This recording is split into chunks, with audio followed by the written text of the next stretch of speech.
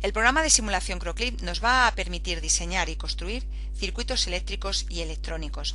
Cuando abrimos el programa nos muestra una barra de título con el nombre del documento nuevo que luego cambiaremos en función de lo que creemos y que guardaremos a través de la barra de menú, pinchando en archivo y buscando a través de guardar y guardar como la carpeta donde queremos guardar nuestros documentos.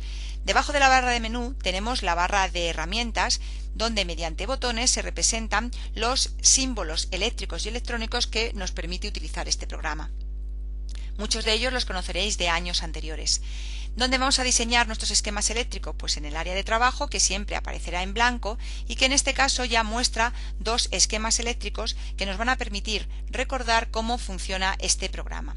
Este programa simula el encendido de la lámpara en este circuito tan sencillo mediante un círculo amarillo cuya intensidad refleja la corriente que pasa por él. Si cambiamos el valor del componente de la batería por el valor de una pila de petaca, vemos que ha cambiado la intensidad luminosa de la lámpara.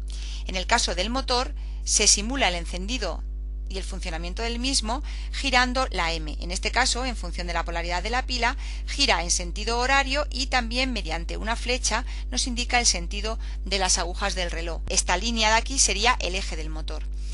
Si pinchamos en el conmutador, para ver el funcionamiento del zumbador se representa mediante estas ondas y también vibra la pantalla. Al cabo de un tiempo se oirá un sonido.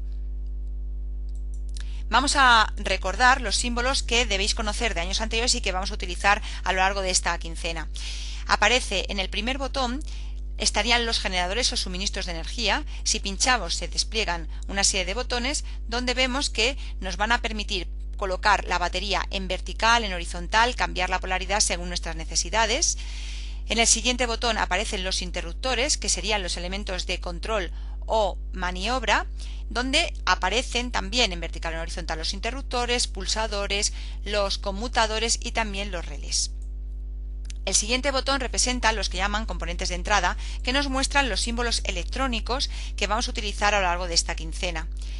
El siguiente serían los componentes pasivos, donde aparece, conocido por vosotros, el resistor o resistencia como receptor, pero también nos muestra como elementos pasivos los condensadores y las bobinas. Vamos a ver tres botones más, que serían los elementos luminosos o los receptores luminosos, que tienen en su interior los LED, bombillas y también, estaría por ejemplo el display.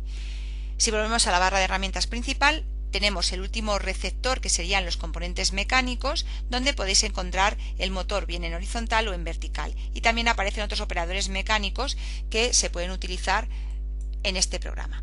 Por último, y que veremos al final de esta quincena, se encuentra un botón muy interesante que son los contadores o aparatos de medida. Con ellos vamos a poder apreciar el valor de las magnitudes eléctricas. Vamos a plantear un problema en este circuito.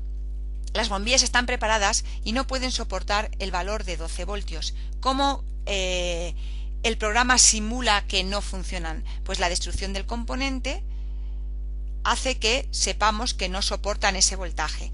Solución ante este problema: si tuviésemos esas bombillas y este voltaje, ¿qué haríamos? Bueno, pues tendríamos que buscar en la barra de herramientas dentro de los receptores, buscaríamos una resistencia, pinchamos y arrastramos al área de trabajo y le vamos a cambiar el valor que viene por defecto de 10 kiloohmios por un valor de 200 ohmios y la vamos a poner en serie con nuestra bombilla. Vamos a abrir primero el circuito para que no se vuelva a destruir el componente. Con el cocodrilo vamos a intentar sustituir, en este caso nos dice que reemplacemos el componente y vamos a quitar parte del cable para poder colocar nuestra resistencia.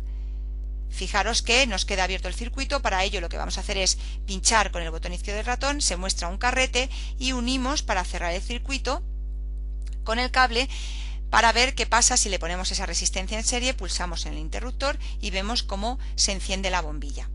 Podéis comprobar entonces que este programa nos permite simular, comprobar el funcionamiento del circuito, analizar la viabilidad de los montajes, modificar los valores de los componentes y obtener las magnitudes eléctricas básicas de los circuitos.